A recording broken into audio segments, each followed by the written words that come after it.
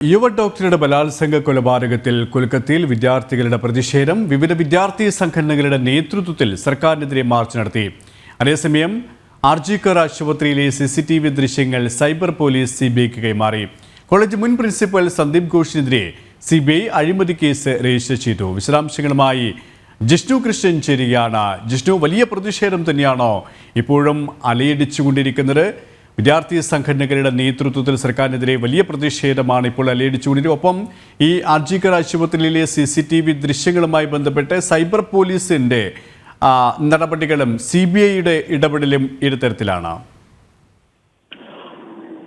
ബംഗാളിൽ കൊൽക്കത്തയിൽ ഡോക്ടർ ബലാത്സംഗത്തിനിരയായി കൊല്ലപ്പെട്ട സംഭവത്തിൽ വലിയ പ്രതിഷേധമാണ് കഴിഞ്ഞ ദിവസങ്ങളിൽ തുടർന്നു വരുന്നത്. ഇന്നും കൊൽക്കത്തയിൽ വിവിധ സംഘടനകളുടെ നേതൃത്വത്തിലുള്ള പ്രതിഷേധ പ്രകടനങ്ങൾ നടന്നു. ABVP ഉൾപ്പെടെയുള്ള വിദ്യാർത്ഥി സംഘടനകൾ, ഒപ്പം ബഹുജന മാർച്ച് എന്ന പേരിൽ ജനങ്ങൾ അണിനിരന്നുകൊണ്ട്, വലിയ നൂറുകണക്കിന് ജനങ്ങൾ അണിനിരന്നുകൊണ്ട് മമതാ സർക്കാരിനെതിരെയുള്ള വലിയ പ്രതിഷേധ റാലിയും കൊൽക്കത്തയിൽ നടന്നിട്ടുണ്ട്. സർക്കാരിൽ ഈ സംഭവവുമായി ബന്ധപ്പെട്ട് വലിയ തരത്തിലുള്ള വീഴ്ച സംഭവിച്ചൊരു ഡോക്ടർ അതിദാരുണമായി കൊല്ലപ്പെട്ടിട്ടും, ബലാത്സംഗത്തിനിരയായി കൊല്ലപ്പെട്ടിട്ടും അതിനുശേഷം സ്വീകരിക്കേണ്ട നടപടികളിൽ പോലും ഗുരുതരമായ വീഴ്ച, കുറ്റകരമായ അനാസ്ഥ മമതാ സർക്കാരിന്റെ ഭാഗത്തുനിന്ന്, പോലീസ് സംവിധാനത്തിന്റെ ഭാഗത്തുനിന്ന് ഉണ്ടായി എന്ന് ആരോപിച്ചുകൊണ്ടാണ് ഇത്രയധികം ശക്തമായ പ്രതിഷേധം കൊൽക്കത്ത നഗരത്തിലും രാജ്യത്തിന്റെ വിവിധ ഭാഗങ്ങളിലും ഉണ്ടാകുന്നത്. ഡോക്ടർമാർ പണിമുടക്കി സമരം ദിവസങ്ങളോളം നടത്തിയിരുന്നു. പിന്നീട് എയിംസിലെ ഡോക്ടർമാർ ഇപ്പോൾ സുപ്രീം കോടതി അതിൽ ഇടപെടുകയും അന്വേഷണം ശരിയായി മുൻപോട്ട് പോവുകയും കോടതിയുടെ അഭ്യർത്ഥന പ്രകാരം